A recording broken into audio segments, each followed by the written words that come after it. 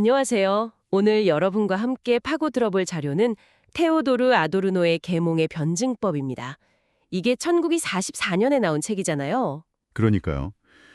전 세계가 제2차 세계대전이라는 거대한 광기에 휩싸여 있던 바로 그 한가운데서 쓰인 책이죠. 네, 맞습니다. 그래서 이 책이 던지는 첫 질문이 정말 묵직하게 다가옵니다. 왜 인류는 신화에서 벗어나 그토록 이성을 발전시켜 왔는데 결국 스스로를 파괴하는 야만적인 상태에 빠지게 되었는가?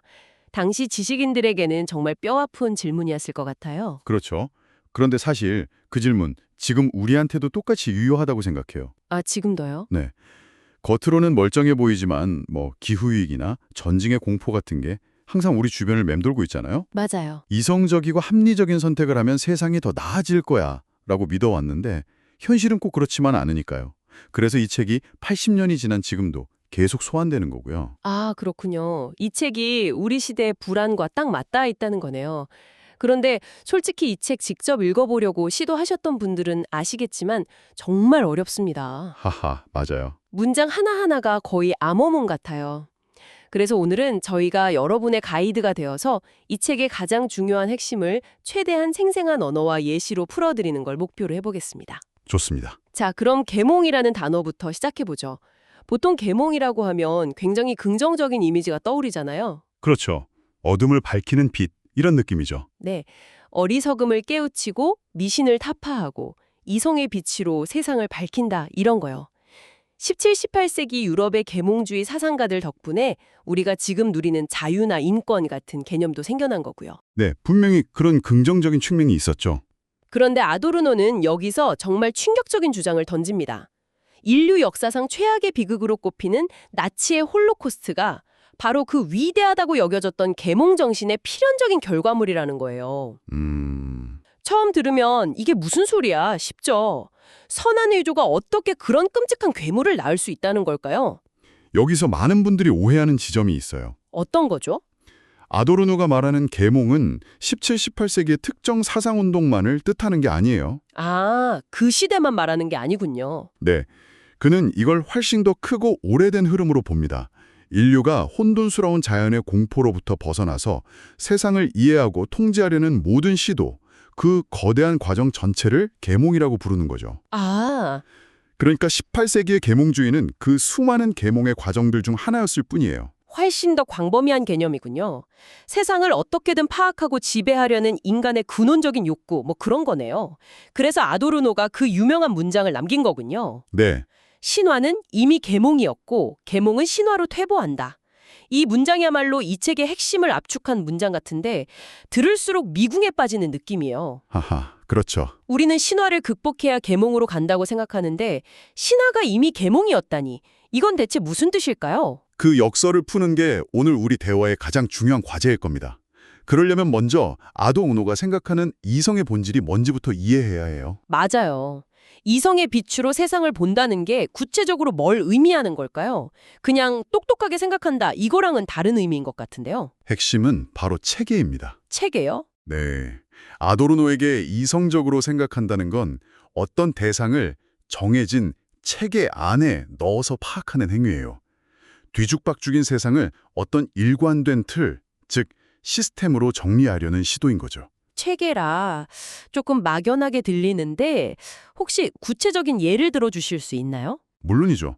아주 쉬운 예로 논리를 생각해 보죠. 아, 논리. 우리가 어떤 사람을 보고 저 사람 참 논리적이야 라고 말할 때 그건 그 사람이 A이면 B이다 같은 논리 법칙이라는 체계에 맞춰서 생각을 전개한다는 뜻이잖아요. 그렇죠. 그 체계에서 벗어나는 순간 비논리적이라는 말을 듣게 되고요. 아, 그렇네요.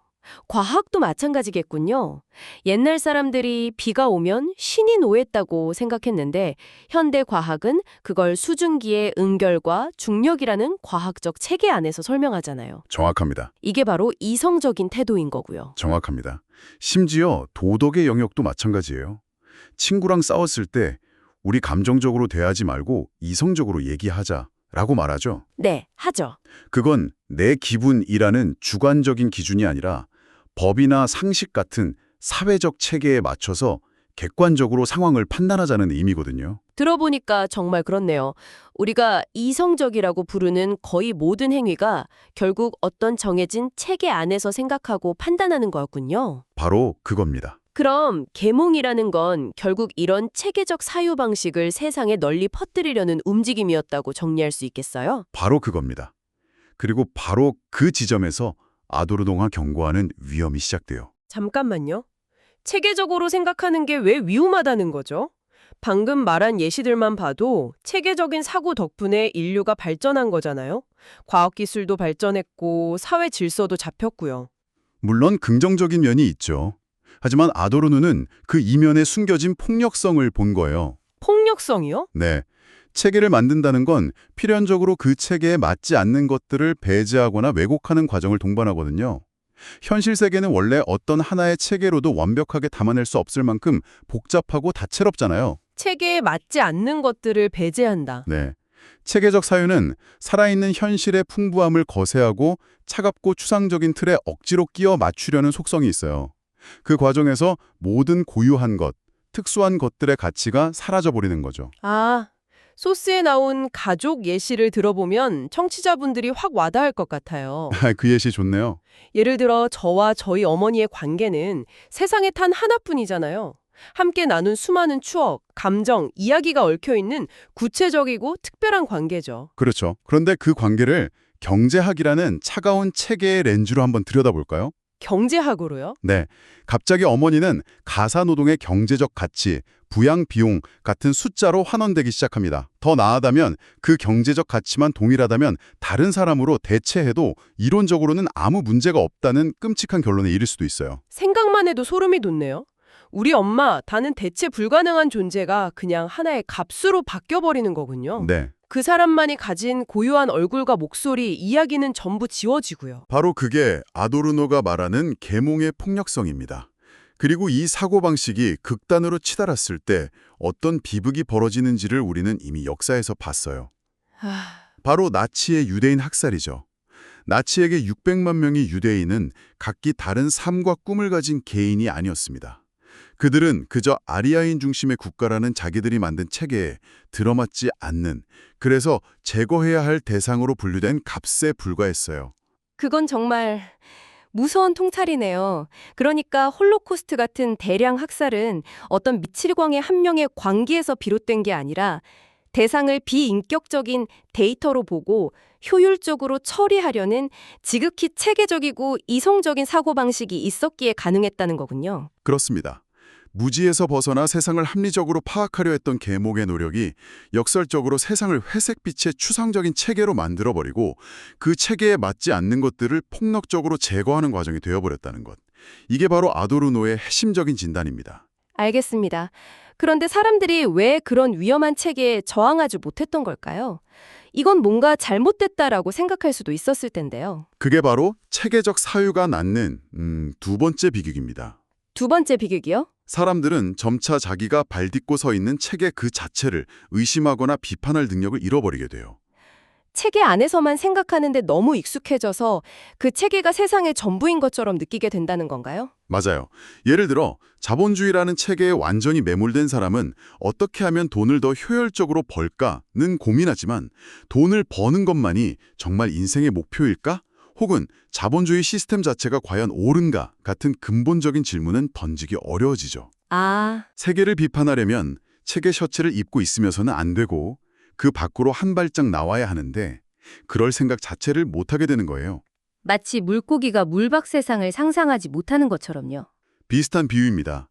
아도르노는 파시즘이나 제국주의 같은 거대한 체제가 폭주할 때 수많은 지식인들조차 제대로 비판하지 못했던 이유가 바로 여기에 있다고 봤어요. 이성 본연의 기능인 비판 능력을 상실해버렸기 때문이죠. 그는 이렇게 비판의 칼날이 무뎌진 이성을 도구적 이성으로 전락했다고 불렀습니다. 도구적 이성. 중요한 개념이네요. 좀 더 설명해 주시겠어요? 말 그대로 이성이 도구가 되어버렸다는 뜻입니다. 이성이 더 이상 무엇이 옳은가, 우리는 어디로 가야 하는가 같은 가치 판단을 하지 않아요. 가치 판단을 안 한다고요? 네. 그저 주어진 체계가 설정한 목표를 가장 효율적으로 달성하기 위한 수단, 즉 도구를 찾는 데만 몰두하는 상태죠. 아, 그럼 자본주의 체계 안에서는 이윤 극대화라는 목표를 위해 가장 효율적인 방법을 찾고, 파시즘 체계 안에서는 특정 인종 말살이라는 목표를 위해 가장 효율적인 학살 방법을 고안해내는 식으로요? 비극적이게도 바로 그렇습니다. 아우슈비츠로 유대인을 실어 나르던 철도 시스템은 당대 최고의 기술과 효율성으로 설계됐어요. 가스실 또한 최소의 비용으로 최대의 인원을 처리하기 위해 고안된 도구적 이성의 끔찍한 산물이었죠. 와, 비판 능력을 상실한 이성은 결국 자기 자신을 파괴하는 가장 효율적인 도구가 되고 만 겁니다. 와. 이제야 처음에 그 역설적인 문장이 조금씩 다르게 들리기 시작합니다. 계몽은 신하고 퇴보한다. 이 모든 논의를 거치고 나니 이 문장의 의미가 어렴풋이 잡히는 것 같아요. 이 문장을 완전히 이해하려면 아도로노가 신화를 어떻게 바라봤는지 알아야 합니다. 신화요? 네, 그에게 신화는 그냥 유치하고 비과학적인 옛날 이야기가 아니에요. 오히려 그 반대죠. 반대라니요? 신화 역시 거대하고 예측 불가능한 자연 앞에서 인간이 느꼈을 공포를 극복하기 위한 나름의 합리적인 체계였다는 겁니다. 아, 세상을 자신들이 이해할 수 있는 질서 안으로 끌어들이려는 최초의 계몽적 시도였던 셈이죠. 그리스 신화의 번개 예시를 생각해 보면 되겠네요.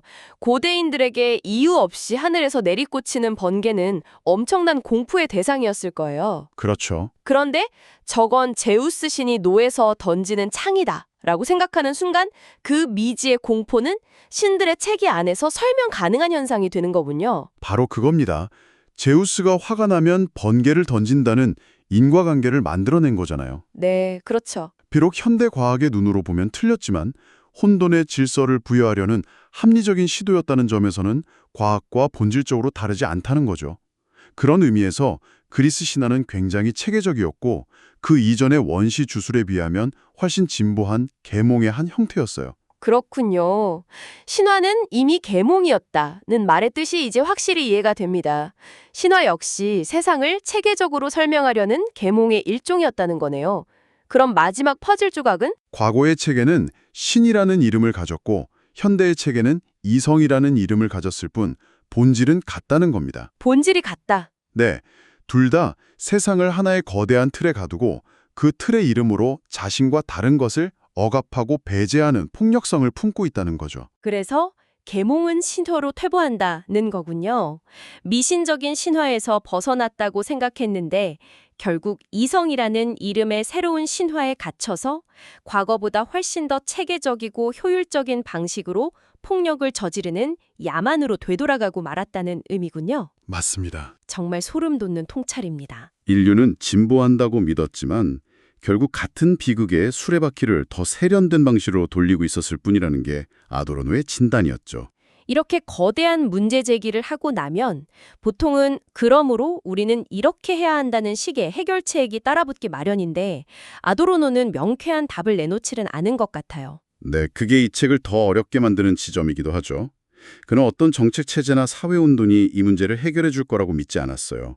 오히려 그런 거대한 해결책이야말로 또 다른 폭력적인 체계가 될 수 있다고 경계했죠. 그럼 우리는 그냥 이 비극적인 순환을 지켜볼 수밖에 없는 건가요? 그가 유일한 희망으로 제시한 것이 있다면 그건 바로 이성이 가진 본연의 힘, 비판 능력을 끝까지 놓지 않는 태도입니다. 비판 능력이요? 네. 그리고 그 비판의 칼날이 향해야 할 가장 중요한 대상은 바로 이성 그 자체라고 말했어요. 우리가 당연하게 여기는 그 체계 자체를 끊임없이 의심하고 성찰해야 한다는 거죠. 이 메시지가 오늘날 우리에게 시사하는 바가 큰 것 같아요. 보통 우리는 다른 사람이나 다른 집단의 생각에 대해서는 굉장히 날카롭게 비판하잖아요. 그렇죠. 그런데 정작 나 자신, 내가 속한 집단, 내가 굳게 믿는 신념의 체계에 대해서는 비판의 잣대를 들이대는 걸 꺼리는 경우가 많죠. 바로 그 지점이 모든 비극의 출발점일 수 있습니다. 아도르노가 우리에게 남긴 가장 중요한 교훈은 타인에 대한 비판보다 더 중요한 것이 바로 자기 비판이라는 거예요. 내가 발딛고 있는 땅이 혹시 기울고 있는 건 아닌지, 내가 굳게 믿는 정의가 누군가에게는 폭력이 되고 있는 건 아닌지를 끊임없이 되돌아보는 것만이 우리가 또 다른 야만으로 퇴보하는 것을 막을 수 있는 유일한 브레이크라는 겁니다. 오늘 이 깊은 대화를 마무리하면서 청취자 여러분께 마지막으로 생각해 볼 질문 하나를 던져드리고 싶네요. 우리 각자에게는 너무나 당연해서 한 번도 의심해 본 적 없는 신념이나 가치관 혹은 사회 시스템이 있을 겁니다. 만약 잠시 그 시스템의 안이 아니라 한 발짝 밖으로 나와서 그 시스템이 서 있는 가장 근본적인 전제 자체를 낯설게 바라본다면 과연 무엇이 다르게 보일까요?